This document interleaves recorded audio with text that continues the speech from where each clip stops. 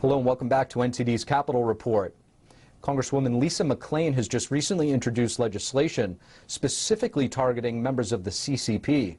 This legislation is ruffling some feathers amongst Communist Party members in mainland China. We're happy to have the Congresswoman on with us to talk about it. Congresswoman Lisa McClain, thank you so much for joining us on the Capitol Report. Thanks for having me.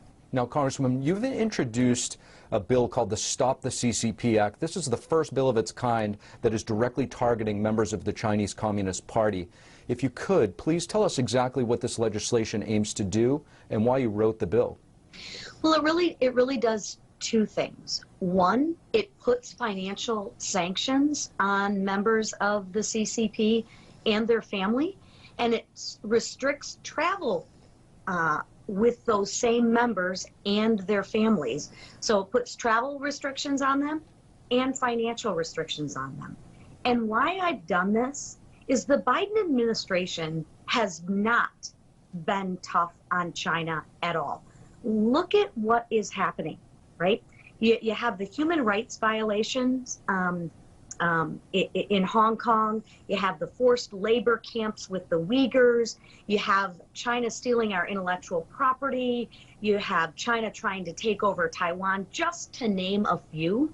And this administration has not been tough on China at all. So if the administration is not going to be tough on China, then Congress needs to be. And I'm happy to lead that charge, because I will share with you this. If we aren't, weakness breeds aggression. Just look around the world as of what's happening right now. We have to show our adversaries that this type of behavior, especially China, we have to show China that this behavior will not be tolerated, and we have to stop letting our adversaries push us around. Now, Congresswoman, these direct sanctions and travel restrictions that are built into your bill will likely cause serious pain to members of the CCP. There's so much corruption in China. Many of these officials have offshored much of their money and they've embezzled into real estate in the United States. They also have their passports ready, as there's so much political infighting within the CCP. They never know when they'll actually be on the chopping block.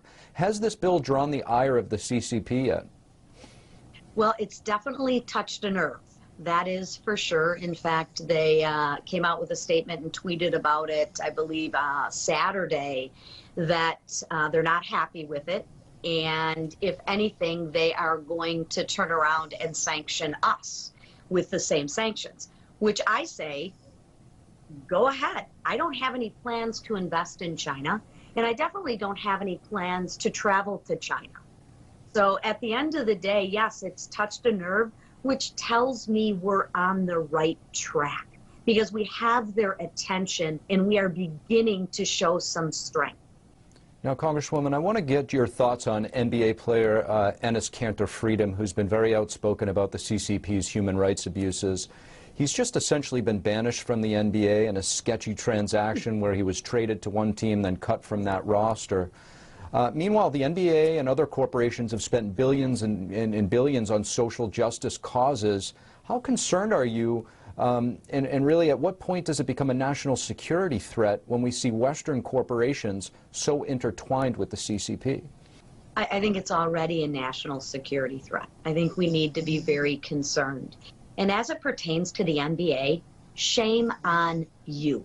If you're going to have a standard, let's have a standard. But like I say, if it wasn't for double standards, the NBA would have no standards at all. If it doesn't fit their narrative, they abolish it. They penalize him. And you know what? I give him credit for standing up for freedom. I mean, God forbid, isn't that a horrible thing to stand up for freedom? Let's penalize him. Let's ostracize him for standing up for freedom. And I think what's happening is the American people are waking up. The American people want traditional American values. They've seen what all this progressive communist agenda is looking like, and they don't want it. So I say continue the fight. And I would say don't watch the NBA if they're going to act like this. Put your money where your mouth is. I mean, we make people folk heroes for Black Lives Matter, but when somebody actually stands up for freedom, we ostracize them? What is going on in this country? Now, to your point, NBC, the media sponsor of the Beijing Games, is starting to acknowledge the ratings nightmare they're having. They say it's pandemic-related. Do you think it's pandemic-related, or has the term genocide games resonated with the public, and are we seeing a moral boycott? It's 100% a moral boycott. What does the pandemic have to do? If it's pandemic-related, then we'd all be in our house and we'd have nothing to do but watch the games. So that's a great narrative. It's just not true. And at the end of the day, like I said, the American people are waking up. They're not buying these spins. They know what's going on. They're just not listening. Congresswoman Lisa McClain, thank you. Thank you. Have a great day.